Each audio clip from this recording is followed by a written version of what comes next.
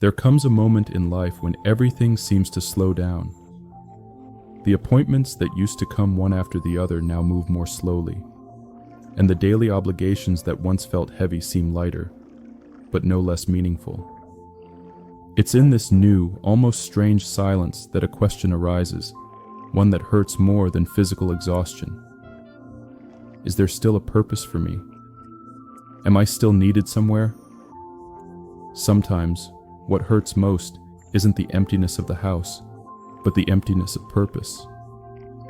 You spent your whole life being the foundation for many people, caring, listening, giving advice, putting yourself aside to see others thrive. And now, with quieter routines and more time on your hands, the question arises, what do I still have to offer? After all, if no one depends on me every day, do I still matter? That feeling is more common than you might think. It's like losing the badge that once defined who you were. Father, husband, provider, worker, the pillar of the family, or mother, wife, friend, caregiver. Suddenly, all of that seems to belong to the past, and the present feels like an empty room, strange and a little cold. The question, who am I now, begins to echo, and with it comes the fear of no longer having a clear function, a defined meaning, a visible mission. But there's something precious to remember. In the eyes of the world, productivity has an expiration date. But in God's eyes, purpose is eternal. The Lord doesn't end stories before their time. He doesn't leave his people halfway through the journey. What he started in you, he himself continues, even if now it comes in a different language. Sometimes the new purpose isn't loud or obvious. It shows up in the small things, in quiet gestures, in the silent testimony of the faith you carry. Maybe it feels like the best parts of your story are behind you, that everything you were meant to do is already done. But the truth is, God still has pages reserved just for you. And those pages don't need bright lights or applause to be important. They unfold when you comfort someone with a simple gesture, when you pray quietly for someone, when you share wisdom simply through the calm way you live. The world looks at time and sees limits. God looks at time and sees maturity. The world sees wrinkles and slowness. God sees marks of faithfulness and persevering faith. The world might think you're fading, but God sees you more clearly than ever.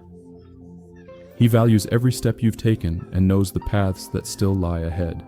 In Psalm 92:14 it says, "Even in old age they will still bear fruit. They will stay fresh and full of life." That's a living promise. It's not just beautiful poetry, it's a spiritual truth. You are still a fruitful tree, even if your fruit no longer comes from busyness or work. Now your fruit is peace, wisdom, influence, and example. These are the kinds of fruit that last and impact generations. Maybe this is a quieter season in your life, and that's okay. Stillness is also part of the plan. Sometimes God speaks the loudest in the silence. In the quiet, he reveals new ways of existing, of serving, of blooming. Not like before, but in a deeper, more mature, and more eternal way. You haven't lost your usefulness. You've gained depth. Now your words aren't just sounds. They carry the weight of experience. Your eyes don't just see. They perceive with sensitivity. Your presence doesn't just take up space. It transforms it. And that is purpose. That is mission. That is the living presence of God through your life. There are people around you who may not know how to ask for help, but find shelter just by being near you. There are children who need your steady and gentle presence, neighbors who wait for your morning greeting to feel seen, young people who find peace in the calm you carry, even in silence. And all of that is purpose. All of that is a meaningful life. Have you ever thought that maybe God is using your story to support others? That the way you handled pain, overcame loss, and walked through time, is now a foundation for someone just beginning their journey?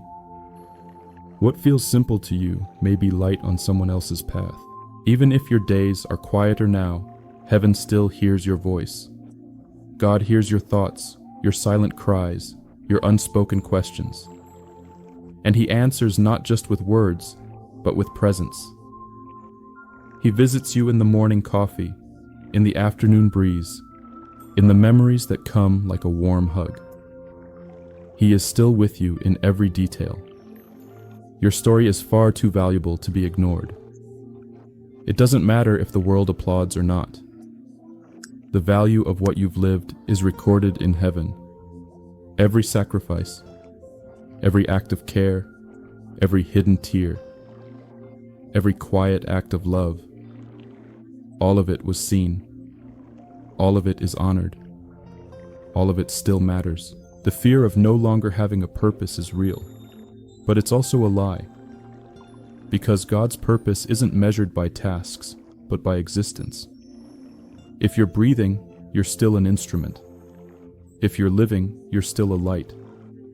If you're feeling, you still have the power to change things. And even in your limitations, God works. Because where human eyes see an ending, God sees a new beginning. You don't have to go back to doing everything you used to do. Maybe now it's time to teach, to inspire, to guide, to live more gently and with more faith. Maybe it's time to write, to read more, to explore something new, to rediscover gifts that have been tucked away for years. Who said it's too late? God is the Lord of time. He's never early, never late. And He still sees you as an essential part of His work. You're not left over. You're chosen. You're not what's left behind. You're part of the plan. And that doesn't change with age. So let fear leave. Let doubt melt away. Let confidence return to your heart. You still have so much to give. Even if your body is more tired, your soul is full of wisdom. And that wisdom becomes a blessing when it's placed in the right hands. You still have time to live beautiful moments, to rediscover joy, to make new friends, to find meaning in simple tasks, to see grace in the everyday, to create memories that will be treasured. Because the strength of your soul isn't defined by your age, but by how much you allow God to use you each new day. And if you've made it this far, reading every line with care, know this: it's a sign, a calling, an awakening, a reminder that your purpose hasn't gone away. It's just changing, and you are growing along with it.